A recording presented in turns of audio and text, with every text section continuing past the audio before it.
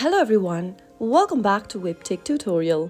In today's video, I'm going to show you how to download Patreon application on your iPhone. So let's get started. Without wasting much of our time, open your App Store and also make sure that your device is connected to a stable internet. Now get to the search box at the top and type in Patreon. Once you find this application in the search result, tap the Get button to begin downloading the app on your iPhone.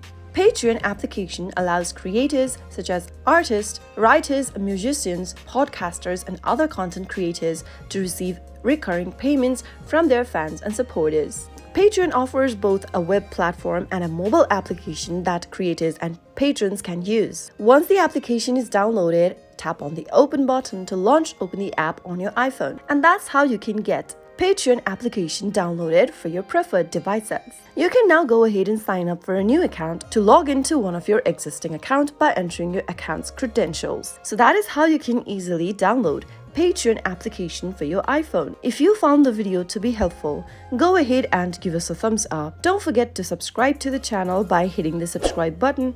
Also press the bell icon so that you'll never miss another upcoming upload from us. I'll see you again in the next video. Goodbye till then.